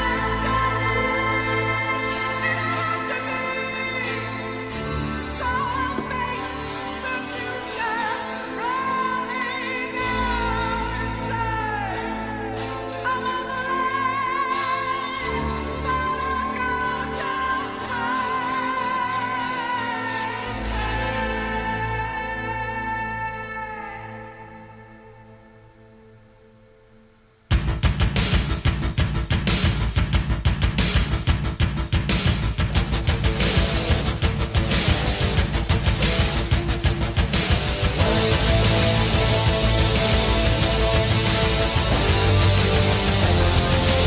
Oh, man. Where you at, Tina?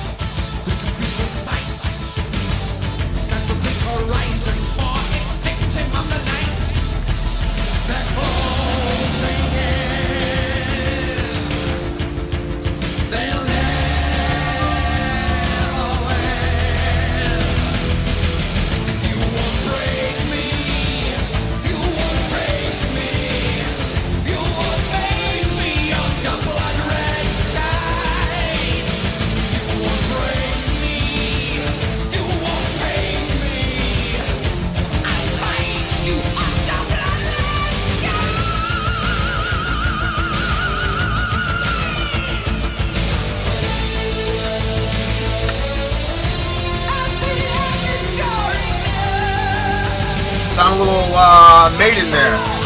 Yeah.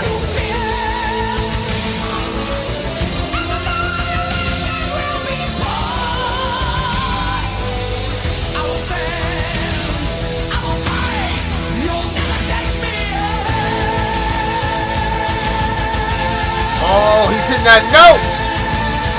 He's hitting that note. I want to hear that live. Do they do this live?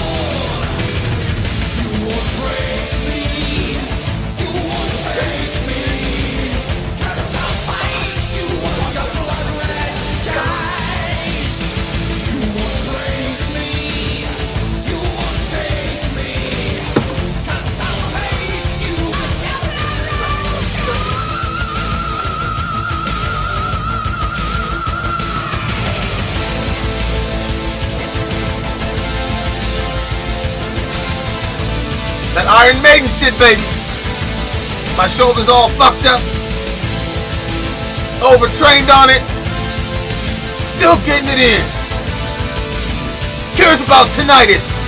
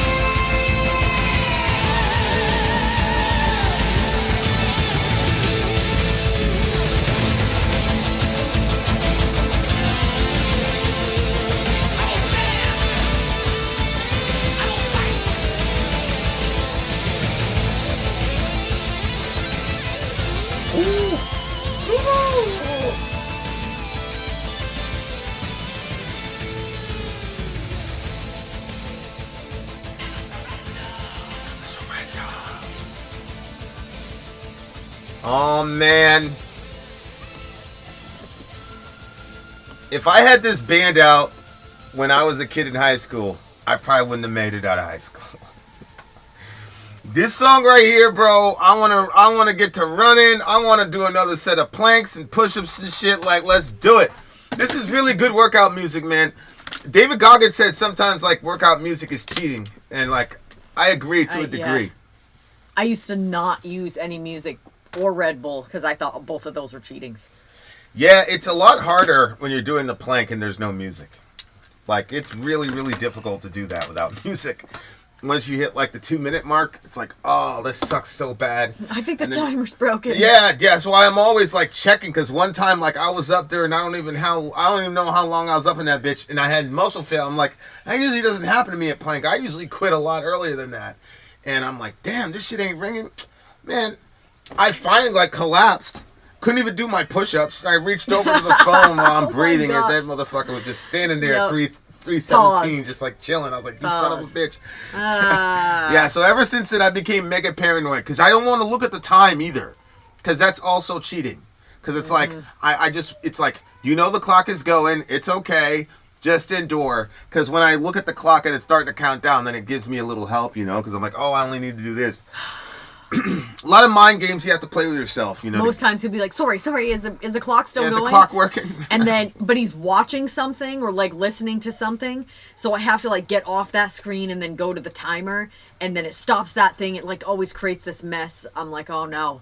But I've been getting back to it now. Oh yeah. But like, this is definitely like, this song, I think this is good all around. Like, this could be anything. It sounded like a movie soundtrack. Yes, it did. I don't know how to explain it. Like when I wish people could like be a kid back when we were kids in the early 90s. You know, that kind of like the city, like urban feel, and you're in a leather jacket and a fast car, and you know, neon lights or whatever. Like, it really brings that kind of feeling to it. This dude, like, this band to me is like the most, like, to this day I'm still kind of like freaked out about how I heard Judas Priest or Rob Halford when we first met them as Judas Priest to now.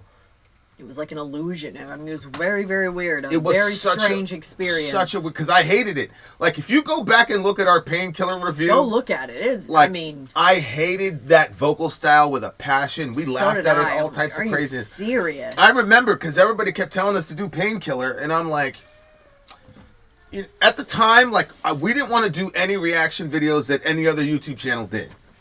And if we did, we wanted like a lot of space. We didn't understand the algorithm and all the rest of that. We're just like, yo, if those people are doing it, we're not going to do it. Like, you know what I'm saying? So it took us a good 6-7 months to finally get to Painkiller because they were out of the rotation. Yep. And man, the first time I heard it, we were laughing. We're like, yo, this vocal style's crazy. It's really this. I'm gonna send this to you. Why? This is literally what I felt like when we were watching it. Where are you? When we were watching Halford? Well, yes. This is how I felt about it. I felt like that this was musically what was going on. Honest to God, I felt like it was musically what was going on. Oh shit. Yeah. It's just, okay. you see where I'm going with it? Yeah. Emperor has no clothes type shit. Yeah, come on, this is ridiculous. None of us thinks these are good ideas. Why are they going out in these outfits? This is so ridiculous. And I literally felt like that's what was happening with the Judas Priesting when he did his voice like that. I was like, really?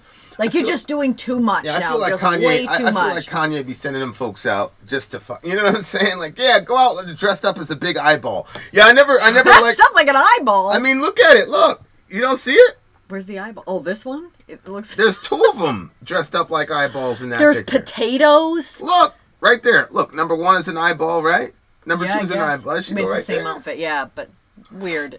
And what is this, Ice Cubes? Oh, it's so weird. Shorty's supposed to be like a lampshade? I bet Kanye West did all this shit to these people, these poor people. Well, they went along with it. then You know, he you just chose your maker. immortalized You it. chose your master. I mean, ridiculous. But that's what I felt like was going on. I'm like, this is ridiculous. And I really did not think anybody, like, genuinely liked it. I just thought it was like, you know, like when you're like, you're so into something that you're going to, like, ride for it no matter what. Yeah. But, like, really, if you were to ask them on the side, like, do you really? I felt like people would be like, nah, it's shit. But you know what? And it's Rob Halford.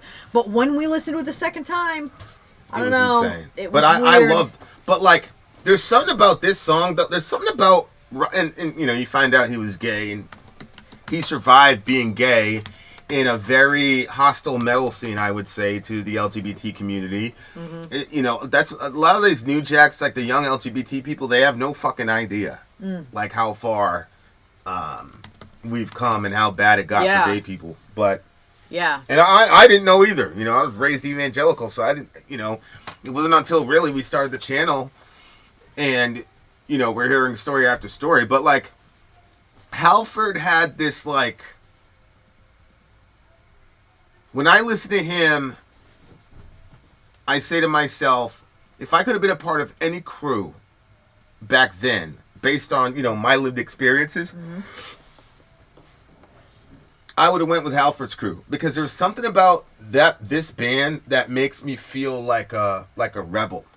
Like this song, like it makes me like want to be like, you know what I'm saying? Like there's something about him that has some sort of, and I love their guitarist too. The guitarist, I think Dime is probably the best at this. Like, I feel like when I hear Dimebag Darrell play, like his guitar is saying, "Yo, it's me, Dimebag Darrell." Like he has the attitude of his music is just so punchy and crazy. You know what I'm saying? Yeah.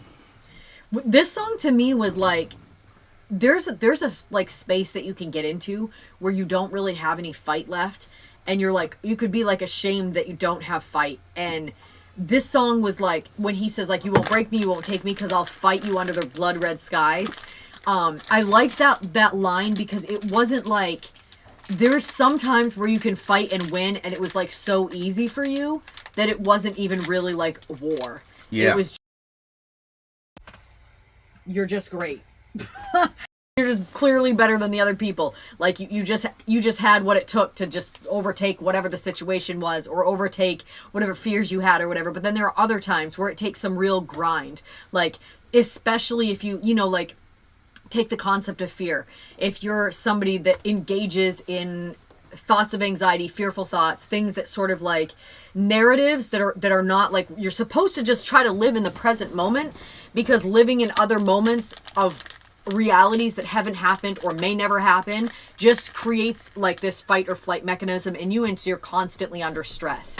So if you've like over the years, like that's the other thing about like growing older, is that you can realize that there are certain patterns that you had that like maybe were like not so bad when you were younger, but like after there's been 10, 15, 20 years, you'll hear people say 20 years ago, and then after they say 20 years ago, they're like, oh my gosh, it's been 20 years. Like you can keep bad patterns for so long that it then becomes like really difficult to break. And that's where that phrase, like, you can't teach an old dog new tricks, that idea of like having to change when you're older is the longer that you've been in something, the way that your brain patterns go and stuff like that.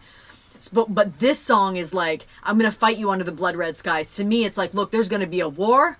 I'm gonna fight. It's not gonna be easy. The skies are gonna be full of blood, like it's gonna be dripping everywhere. Like, but I'm gonna fight this. And Dime had a Halford tattoo on his leg. oh really? Wow. I mean, that's it. You can't. Yeah. You know. Wow. Incredible.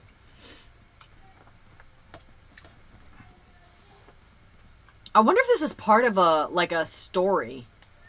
Because of some of the scenes. Yeah, we were Shattered City watched by Laser Eyes. Yeah, it sounded futuristic. Yeah, it kind of sounded like it was part of the story. Maybe even in the Painkiller universe. You know what I'm saying? Because that's the other thing about him. He was also a storyteller when he was. You see what I'm saying? Yeah. So, yeah, like somebody's threatening his life right up there. The first stage. Yeah, so I think like the character. I think he did a very good job of like trying to ventilate. Trying to deal with the pressure of who he was as a person internally versus who his external persona was. And to be able to write a story about, this vengeful guy that comes back, or to be able to write the story about a guy who's going through that thing and he's able to channel all that stuff through the character in a safe way where he could still kind of express himself, but in like incognito. I felt like I did a lot of that back in especially when I was like, in school, and you have a certain thing that everybody expects you to be like and all the rest of it, and like I remember projecting a certain kind of energy when I really wasn't. I would have much rather have sat in a corner alone and read a book.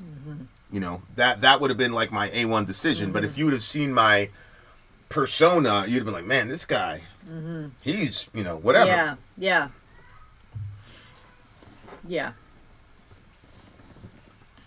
This album was the one right before Painkiller. Oh wow, okay. Okay. So, yeah, so I don't know, but this definitely looks like, Fall Hard, The Hand of Justice, or whatever, things like that. Like, it looks to be like a futuristic setting and all that stuff. Yeah, and it doesn't even give, like, the solution to whether or not he made it. You know what I mean? It's like, he keeps saying, like, he's going to stand his ground. He's not going to be taken down. You're never going to take me alive. Like, it's this sort of, like, I'm going to fight to the end mentality. And I think that that's, like, a really, like... I think that you don't realize, like, how special and awesome that mentality is until you no longer have it, or you don't have it and you see other people with it. But I think that all of us have to find that fuel, that reason that gets us like out of bed to fight. There's looks like a theme here. Like all the songs are kind of been like that. They've been about being inspired. It's about fighting and clawing and scratching your way back up. And man, just looking at the events of the last couple days, like, without getting into particulars, like, folks are banged up, man. And like, even like, sometimes the Green Mile is worse than the electric chair. You know what I'm saying? So like, even with the build up about what was supposed to go down earlier this week, like, everybody's got all this anxiety and all type of shit. Like, we're all kind of trying to breathe and catch our breath, man. So like, to be able to have music and escape to, but still like feel still somehow connected to the world. Because I'm looking at this thing and I'm like, I just get this feeling that I'm an outsider. I'm out in the street in some alley with a couple villagers, and we're not part of the inside crew. You know what I'm saying? Like, yeah, this would have been the crew that I would have ran with. You know what I'm saying? Yeah. Because I think him being part of the LGBT community in that context, in that time period, especially with that vocal style, I just thought that he can relate on some really deep levels to a lot of people in a lot of different ways.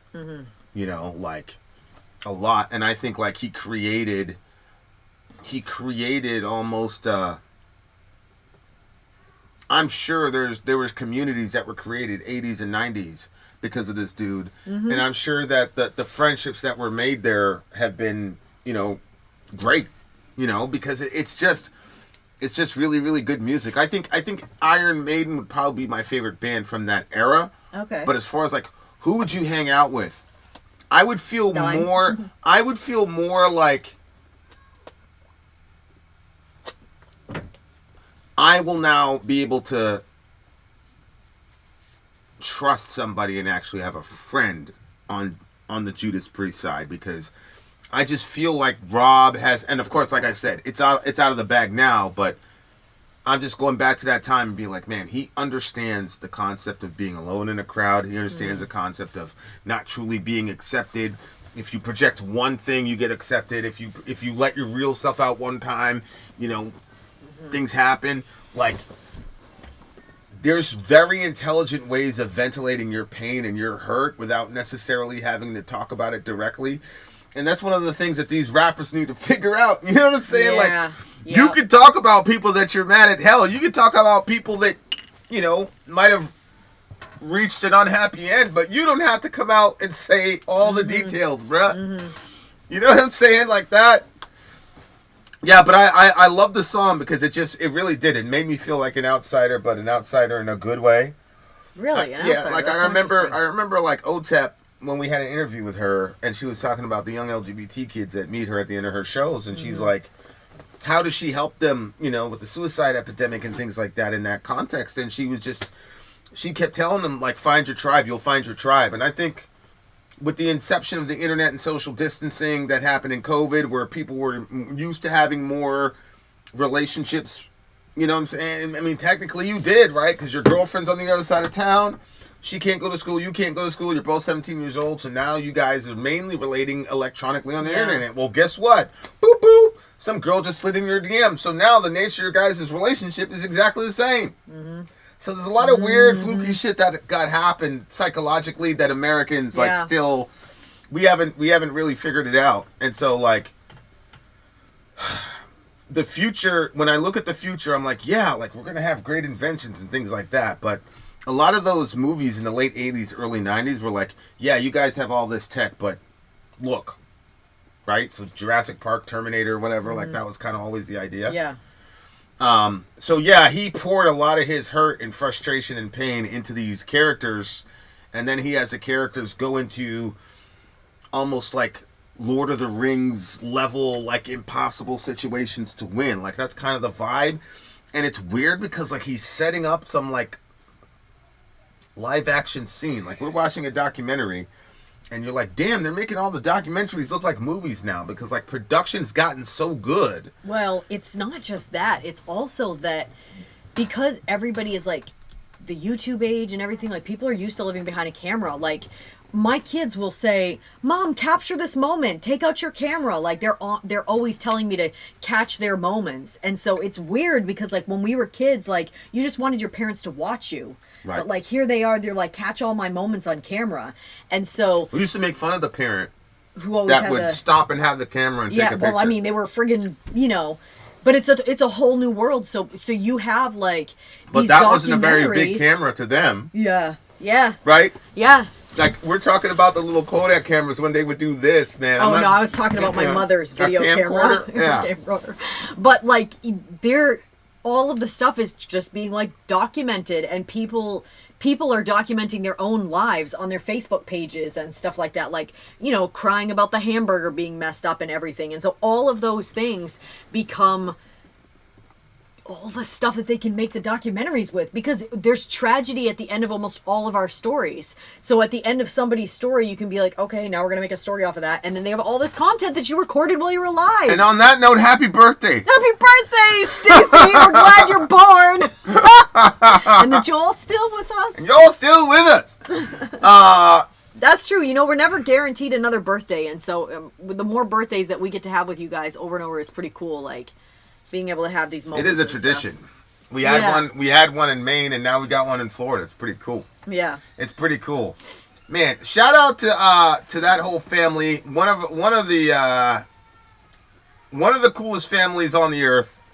I think, you know, a lot of things, like I said, guys, a lot of tough shit been going on in the country. If you guys would just be like us and be like Stacy and their metal family, or their medical family, whatever it is, you guys will be in some good shape. You'll be in good shape. You know, your kids, everybody will be happy. Look at all these people saying happy birthday to Stacy. Man, I had a birthday a couple days ago. You bums were like, man, get back to work, Vince. Coldy Schnookums. I thought you were going to say cold like Minnesota. No, that was only a corn fan would understand that statement, that phrase. Oh. Where are they? See? Look at all these happy birthdays. You guys got to say something. You got too many fans. You guys got to talk. Maybe they left. Maybe they're Yeah. Say no more. Say no more. having cake. Right. What do you say? Undry cake. Yeah. There it is. There it is. Thank you so much. 29 will never be old, Stacy. Come on, 29, Stacy. What you mean? All right, Fernando, treat Shorty really well. If you don't, you know we're gonna hear about it, and you know it's gonna and be. If he doesn't, Stacy, you reach out to us and let us know. Clack clack. What did you get the song? Oh, I gave this one. This one was a 9.7. Oh, I had it at 9.7 as well. Really? I had it at 9.7. Yeah. Interesting Shout out to the big homie. I used to call him Painkiller, but yeah, Painkiller. Like it's Halford, you idiot. All right, guys, we are out of here. They're still corn fans. How dare you? Isn't that what, what's his face? He said that to Ben Shapiro. How dare you? How dare you? How dare you say I'm bullying people? How dare you? My man Shapiro's like, yeah, I don't laugh at this nigga, bro. He's just looking at him like this. Oh my goshness. All right, guys. Fernando, thanks for reaching out. And Stacy, thanks for sharing your birthday with us. Thank you for sharing your birthday. Look at this fool.